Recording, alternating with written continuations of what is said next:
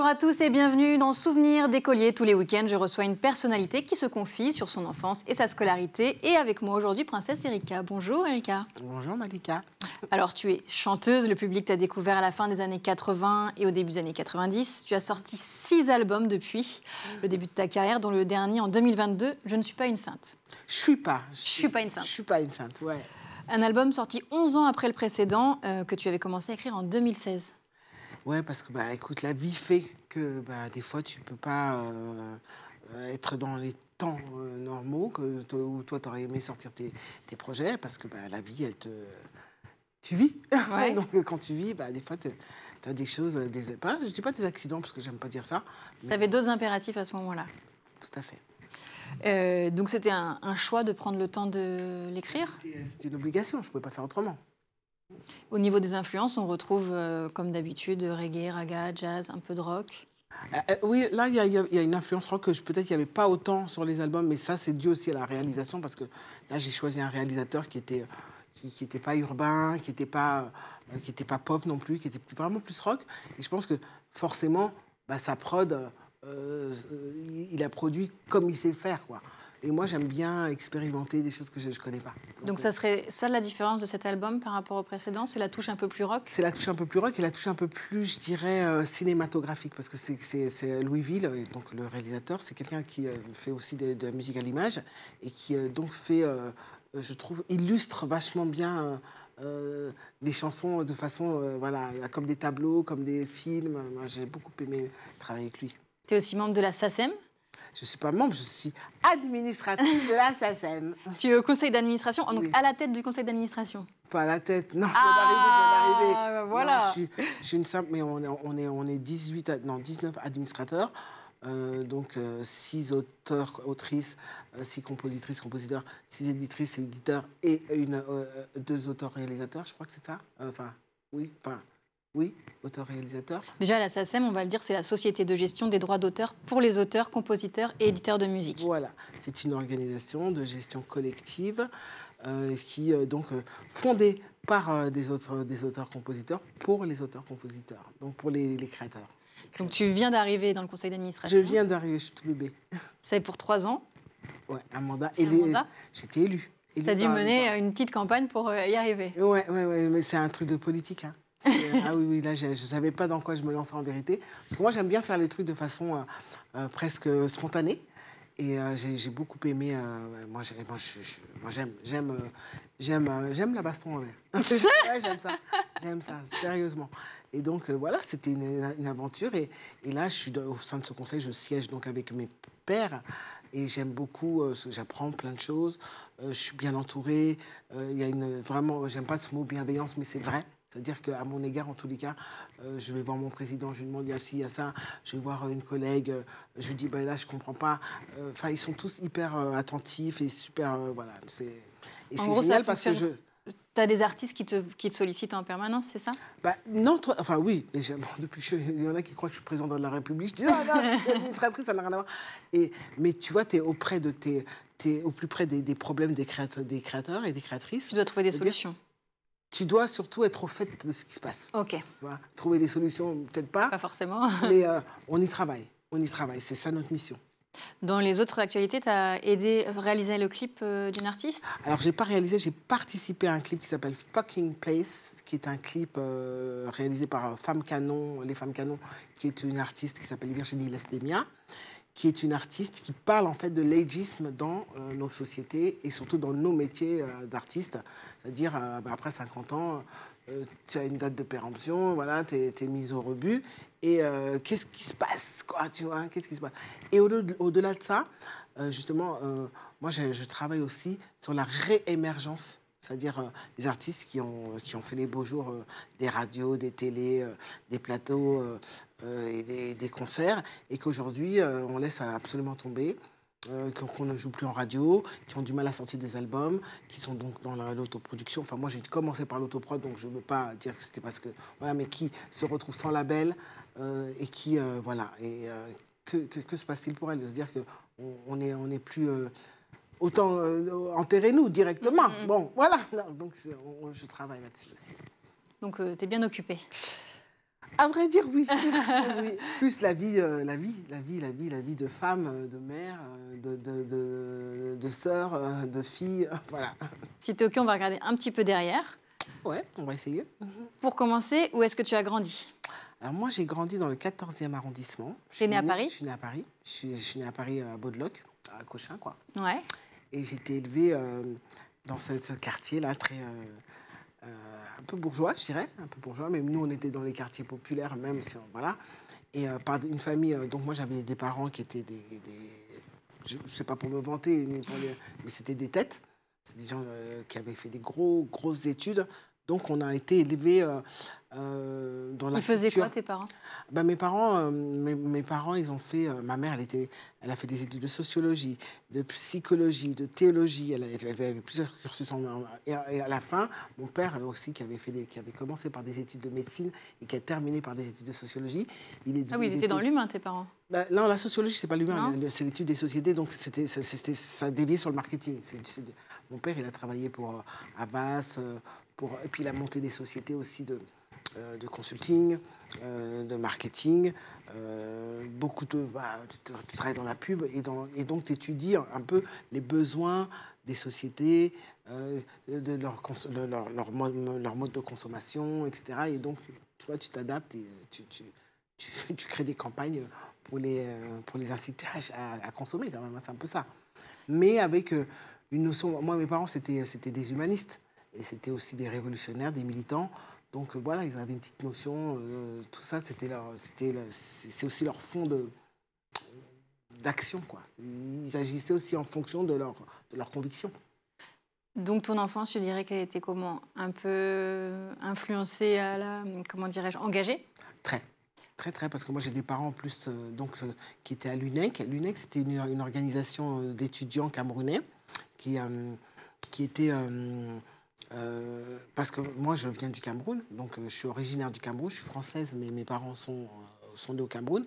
Et donc, au moment des indépendances, il y a eu beaucoup de mouvements révolutionnaires, dont celui-là, qui était un mouvement d'étudiants et qui se battait pour l'indépendance réelle de leur pays. Voilà.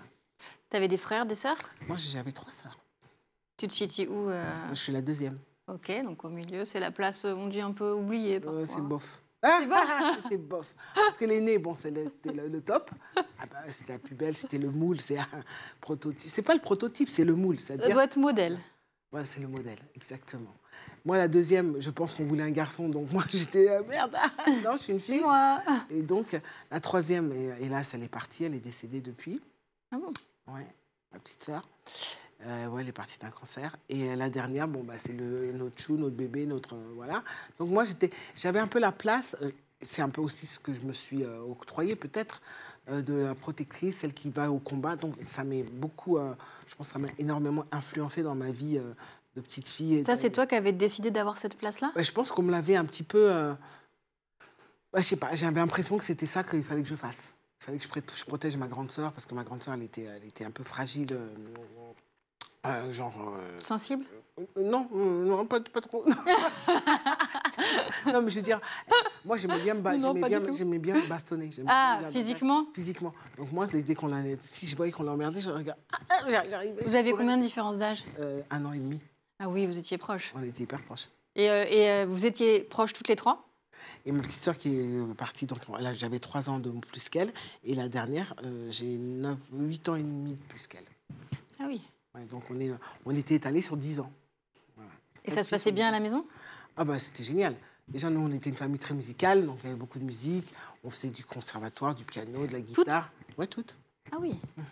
Et mon père jouait de la guitare. Mon grand-père, que je n'ai pas connu, mais dont j'ai entendu parler énormément, donc du côté de mon papa, était un banjoïste hors pair, comme disait mon père et comme disaient ses frères et sœurs. Et du côté de maman, c'était vraiment la littérature. Parce que maman, c'est toujours d'ailleurs la première femme à avoir écrit un livre et à avoir été édité. C'est la première femme de l'histoire de l'Afrique subsaharienne. Exactement. Elle s'appelle un livre surtout sur l'éducation des jeunes filles. C'est-à-dire revendiquer... Ça rigolait pas. Ah non, ça rigolait pas. Et donc, du coup, ma mère, c'était très, très féministe, très militante, très... voilà... il faut que vous soyez des femmes intelligentes, éduquées et surtout des femmes combatives. Et ça mettait l'impression d'avoir une maman qu'on décrivait à l'école comme exceptionnelle. Ben ouais. Surtout, elle voulait qu'on soit exceptionnelle aussi. Donc, elle était pas sévère. Elle était un peu dure, ma mère. Elle était dure. Pas super affectueuse. Elle est devenue après. Mais au départ, les bisous, tout ça, non. C'était pas son truc. Donc, après, vous étiez plusieurs. Vous pouviez... Voilà. Et surtout, on avait une grand-mère qui n'était pas notre vraie grand-mère. On l'appelait Mamie. Et qui avait rencontré maman quand maman était au Cameroun. Ouais. À l'époque où elle était au lycée des jeunes filles de Yaoundé. Et qui était missionnaire. Et donc, ma grand-mère, quand elle est rentrée, donc elles ont eu un coup de foudre toutes les deux. Et quand ma mère est venue étudier en France, elle s'est installée chez elle. Et donc, nous, on a été beaucoup élevés par cette grand-mère qui était alsacienne et qui s'appelait Erika. Et c'est pour ça que je m'appelle Erika. Mais non. Si. Bah, tu vois que tu avais une place quand même particulière. C'est à toi qu'ils ont donné Erika. Oui, je pense que c'est parce que aussi ma grand-mère, elle a dû... Parce que mon père, lui, il donnait tous ses enfants, c'était lui qui décidait des prénoms. Quoi. Il disait, bon, elle va s'appeler... Moi, je m'appelle Onguetou. Onguetou, on a tout un prénom d'abord africain. D'accord. Donc camerounais. Et tous ces prénoms-là sont des prénoms qui viennent de sa branche à lui. Donc moi, je m'appelle Onguetou, ma soeur, elle s'appelle Biolo, ma petite soeur, elle s'appelait Yaala, et la dernière, Adi. Et c'est que des prénoms de son côté. Donc ma mère, elle a essayé de placer 2-3 trucs. Donc elle a réussi à placer Erika, qui était quand même sa mère de cœur, quoi. Sa mère, voilà, moi, je n'ai connu qu'elle comme parent, puisque mes autres parents étaient au Cameroun et je ne les connaissais pas. Et donc ta maman était un peu dure, mais enfin, devoir d'exigence, si je comprends bien. Absolument. Bah, si tu avais 16, par exemple, c'était pas bon. Donc toi, tu étais très bonne élève. Bah, j'étais obligée. J'étais obligée d'être bonne. Toute ta scolarité? Bah, après, j'ai dévié parce que j'ai fait de la musique, j'ai fait du sport. Et puis après, je me suis émancipée de ça. Mais à la base, et puis, moi, j'aimais bien étudier. Moi, j'étais quelqu'un qui... J'avais pas de difficultés. Donc, c'était facile. On lisait beaucoup, voilà... Tu étais stimulée déjà à la maison, voilà, quoi. Exactement. On était extrêmement stimulés. Donc, du coup, moi, j'adorais l'histoire, j'adorais la géo, j'adorais les maths. J'étais fan de maths. Donc, pour moi, c'était normal d'avoir des bonnes notes, quoi. C'était plus... Après, à partir de la seconde, là, j'ai commencé à... Au lycée, t'en as eu un peu marre? Oui, je pense que j'en ai eu un peu marre. Je pense qu'en plus, j'avais envie d'autre chose, j'avais envie de... Mais j'étais pas quelqu'un de studieux, hein. J'étais quelqu'un, je pense, de doué pour les études. Comme toutes mes sœurs. Mes sœurs étaient douées pour les études aussi. Et si je te demande un souvenir d'écolier précis, là, spontanément, qu'est-ce qui te vient en tête? Alors, ce qui me vient spontanément, c'est toujours un truc un peu dur. C'est quand j'étais en CE2. Donc CE2, hein, ça fait loin. Hein. Je me rappelle que j'avais une prof qui s'appelait Madame Delarbre. Pardon, pas Delabre. Delarbre. Et qui était un peu pas gentille. Hein, pour dire ça gentiment. Et je me rappelle que j'étudiais, enfin, on était dans une interro, je sais pas, un devoir sur table, enfin, comment on appelait ça, un contrôle, on appelait ça comme ça. Et, tu vois, je tapais du pied comme ça, pour me concentrer. Ouais. Et elle m'a dit, Madame Dobongna, Mademoiselle Dobongna, vous n'êtes pas en Afrique à jouer du tam-tam sur votre baobab. Très raciste. Vous n'êtes pas en Afrique sur votre... Et moi, la violence. La violence. Et moi, j'étais assez réactive. Je suis montée sur la table et j'ai fait un scandale. Bah, c'est normal, en vrai. Et donc, ils ont été chercher ma sœur. Et nous, on avait un espèce de cinéma avec elle. On avait un numéro bien rodé. Elle me faisait, tu descends de la table. Ça suffit maintenant. Non, je suis sauvage. Et ben, vous allez voir que je suis sauvage. Ma mère a été convoquée. Donc, et là, elle a dit à la dame, je vous interdis de parler à ma fille sur ce ton, de dire à ma fille ce genre de truc. Et si ça se C'est très grave, la vérité. Elle était et en plus, ma mère, elle avait le don de dire des choses super raides, avec une voix toute douce, toute gentille. Et je l'ai vue, la dame, enfin, Madame Delabre, sortir de là pétrifiée. Et plus jamais elle m'a parlé de mes origines et de taper du pied. C'était vraiment grave. Enfin, c'était super violent. Aujourd'hui, je pense elle serait sanctionnée pour des Ah bah oui. pareils. Mais en fait, ce qui était drôle, c'est qu'ils ont voulu me sanctionner moi, puisque oui, après, tu as fait le show. J'ai fait le show. Mais du coup, ça s'est retourné quand ils ont dû lui dire non, plus jamais. Là, tu vois, tes petites expressions, là, tu te les gardes. Mais tu vois, c'était dans les années 70, mi-60, enfin, au milieu des années 70. Tu avais quand même ce genre de relents dans les écoles. Tu as beaucoup souffert de racisme dans ta scolarité? Beaucoup, non, parce que moi, j'étais quelqu'un qui était assez, comme je te dis, je m'exprimais bien. Et je n'avais pas peur de c'est pas que j'étais... j'obéissais, tout ça, mais je n'avais pas peur de dire à quelqu'un qui m'était supérieur, non, vous avez tort. Là, ça, c'est pas vrai. Ça, vous n'avez pas le droit de me dire ça. Et tout. Et je m'énervais assez vite. Donc, je piquais des crises, je faisais des colères. Et donc, les gens, ils m'emmerdaient pas trop.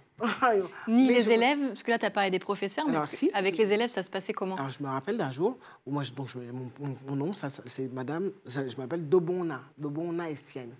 Et il y avait une fille qui m'avait appelée, je ne sais plus comment, et elle m'avait dit que que je descendais de l'homme de Cro-Magnon. Parce que j'avais alors que, tu vois, je suis pas forcément... Je n'ai pas une mâchoire prononcée ni quoi.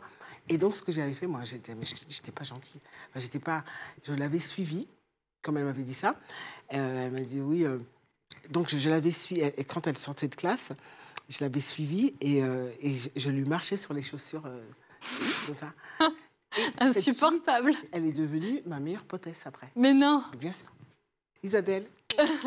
Toujours aujourd'hui? Non, aujourd'hui, on ne se voit plus. Mais pendant, vraiment, ça, c'était en quatrième. Et jusqu'en seconde, on est restés super potes. Tu avais juste voulu l'énerver, l'agacer. Ah non, j'étais hors de moi. Je me dis, mais comment tu peux... Tu vois, genre, tu m'affiches, quoi. Tu m'affiches, ouais, parce que j'ai un nom... je ne sais plus comment elle m'avait appelé. Elle avait... Mais tu avais pu lui pardonner pour devenir amie avec. Bah, après, si tu veux... D'abord, elle avait eu peur. elle avait eu peur. Et ensuite, après, elle s'est dit... Moi, je suis pour le repentir, tu vois. Moi, je suis chrétienne. C'est-à-dire que le pardon, c'est très important. On pardonne comme on aimerait qu'on nous pardonne aussi. Voilà. Et donc, une fois que tu m'as dit, ouais, j'ai merdé, c'est oublié. Il n'y a plus de problème. Mais je sais que si je ne t'avais pas mis la pression, tu ne l'aurais pas dit. Tu l'aurais pas dit. Donc, tu as appris très vite à te défendre quand même, finalement. Ah oui, mais parce qu'on m'attaquait. Moi, on m'attaque, je me défends, je suis obligée. Je ne peux pas me... voilà. Moi, avec la mère que j'avais et le père aussi que j'avais, il était hors de question de se laisser faire. Oui, ils avaient des très forts caractères. Ils avaient un caractère surtout de personnes immigrées qui ne vivaient pas dans leur pays, mais qui avaient un grand respect de la France et de ce que ça apportait pardon, à leurs enfants.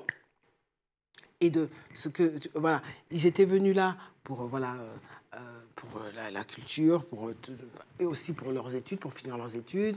Et ils ont créé leur famille ici. Ils se sont rencontrés ici, mes parents. Ils ne se sont pas rencontrés au Cameroun. Et donc, pour eux, il fallait respecter la France. Il fallait être conscient qu'on on avait une chance inouïe d'être ici, qu'ils avaient décidé de rester. En revanche, dans la mesure où on était, voilà, on n'était pas des délinquantes ni quoi que ce soit, il n'y avait aucune raison qu'on nous maltraite. Pas de maltraitance, non. À poser vos limites, en fait, à vous faire respecter. Exactement. Toi, comment tu juges l'école française aujourd'hui? Alors aujourd'hui, moi, j'ai encore un enfant jeune. Alors, il est plus, là, il est en BTS, donc, mais ça fait pas longtemps. Donc, moi, je trouve que on fait trop cas de... Enfin, c'est-à-dire, pour moi, l'école, c'était l'école de la République, je précise vraiment. C'était tout le monde pareil. Tout le monde, tu vois, moi je suis pas pour les uniformes parce que tu t'habilles quand même comme tu veux, mais c'est-à-dire que tu donnes la même éducation à tous. Donc, il n'y a pas de... moi, je trouve que là, ça se compartimente beaucoup. Voilà. Je trouve qu'on fait trop de différences. Ben oui, et tu vois, toute information, la surinformation, c'est aussi des incitations. C'est-à-dire que maintenant, on veut trop individualiser. Voilà. Et du coup, l'enfant, il veut être spécial. L'enfant est spécial chez lui, chez toi au sein de son cadre familial, oui. Mais à l'école, l'enfant, il est égal aux autres. Et je trouve que de spécifier, de faire trop de spécificité, ça brouille cet esprit de République. Pour moi, hein, je trouve que... Voilà, et qu'on fragilise les enfants, du coup. On ne les prépare pas à ce qui les attend. Non, on ne les prépare pas. Moi, je trouve que l'école a perdu, tu vois, cette notion éducative. De la vie, en fait. Ouais. C'est-à-dire que c'est le premier terroir sociétal. Oui, c'est la première. Et là, tu te retrouves dans un truc, ah mais non, faut faire hyper attention, les professeurs ont peur et tout. Moi, j'entends, tu sais, ce truc, pas de vague, tu vois, je ne sais pas si tu as entendu ça. où vraiment les profs, les professeurs et que ça soit tu vois, au collège ou même en primaire, on dirait qu'ils ont peur des élèves. Que cette autorité qu'ils avaient, cette autorité naturelle, parce qu'ils délivraient le savoir, c'est complètement balayé, quoi. Alors moi, je ne suis pas pour le retour de la baguette et tout ça, non. Mais pour que... et puis je pense qu'il y a aussi, comme on accable le peuple français, moi je suis vraiment très remontée contre nos politiques, voilà, les gens qui nous dirigent. Mais les Français, ils ont plus le temps, ils n'ont plus le juice pour leurs enfants. Je veux dire, maintenant, c'est ton enfant, tu ne le coaches pas hyper bien, il est livré à lui-même. Tu vois, donc pour avoir des parents qui coachent bien leurs enfants, il faut qu'ils aient, tu vois, qu'ils aient le temps, qu'ils aient le loisir, qu'ils aient comment dire, l'énergie. Et c'est pas évident. Parce qu'on est, je trouve, accablé, maltraité par nos politiques et que c'est très difficile ensuite de te trouver du temps pour tes enfants. Donc ça, c'est vraiment ma vision. Tu voudrais que les parents aient plus de temps pour leurs enfants. Ouais. Et que du coup, ils ne s'en remettent pas, qu'ils ne soient pas des missionnaires parce qu'ils se disent, bon, bah, parce qu'ils n'ont plus l'énergie pour... voilà, ils se disent, bon, bah, l'école, je mets mon enfant à l'école. Comme dirait Foresti, déjà, ils te le prennent. Donc c'est déjà génial. Et advienne que pourra. Non. Ton enfant, l'école, c'est l'éducation. Est-ce que et ensuite, après, toi, tu le forges, ton fils, ton enfant. Moi, j'ai compris très tôt la responsabilité que c'était de mettre au monde des enfants. Tu en as combien? J'en ai 2. Et donc, l'aîné est déjà sorti de la vie étudiante? L'aîné est grand et le petit est petit. Enfin, le petit devient grand. Ouais. Est-ce que tu trouves qu'il y a assez de musique à l'école? Alors, moi, à mon époque, je trouvais qu'il y en avait. Et là, plus du tout. Enfin, moi, en tous les cas, mes fils ont fait très peu de musique à l'école.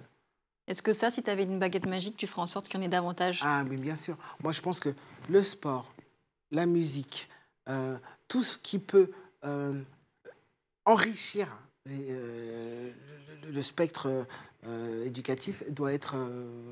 tu vois, en Allemagne, les enfants, ils font beaucoup de sport. Ils font de la musique. Et ils ont des horaires vachement aménagés. Moi, je trouve que le bourrage comme ça qu'on fait à nos enfants... Je voudrais des horaires aménagés en France. Des horaires aménagés, plus de musique, plus de diversification éducative pour que l'enfant il soit beaucoup plus ouvert. Là, moi, je trouve que nos enfants, ils sont pressurisés. Moi, je les trouve pressurisés. C'est ce qu'on retiendra pour terminer l'émission. Oh. Mais bon, non, pas qu'ils sont pressurisés, que tu aimerais qu'ils voilà. aient beaucoup plus de temps pour d'autres loisirs autres que l'apprentissage pur et dur. Avec plus d'espace. Tu as fait énormément de choses dans ta vie. Qu'est-ce qu'on peut te souhaiter pour les prochaines années? Eh ben, de continuer comme ça. Et surtout, moi, là, je travaille sur un nouvel album. J'ai toujours envie de faire de l'acting. Moi, j'adore jouer. C'est vrai, voilà, c'est aussi jouer. Une autre de tes Donc, d'abord, de trouver des bons projets. Là, par exemple, il y a en ce moment sur MyCanal, il y a le film de Matteo Garonne qui s'appelle Yo Capitano, Moi Capitaine, plutôt en français, dans lequel j'ai un petit rôle. D'accord. Sur le bateau, vous pouvez me reconnaître et tout. 3 semaines de tournage. Plus de rôles. Mais des rôles qui m'intéressent. Parce que si c'est plus de rôles, je pourrais faire des castings, oui, ça serait... Oui, mais j'ai envie de faire des choses qui m'intéressent. Voilà. Maintenant, au vu de mon âge, de mon expérience, je n'ai plus envie de prouver quoi. Oui, bien sûr, tu as déjà prouvé. Faire des choses qui m'intéressent, qui me nourrissent, qui me remplissent et qui font que je puisse avancer dans ma vie de façon... tu vois, toujours en étant nourrie et en étant... tu veux faire ce qui te plaît et ce qui t'épanouit. Voilà. C'est tout ce qu'on te souhaite. Merci beaucoup. Merci d'avoir partagé avec nous tes souvenirs, tes visions aussi, ta vision de l'école. Et nous, on se retrouve très vite pour un nouveau numéro de Souvenirs d'écolier sur School TV.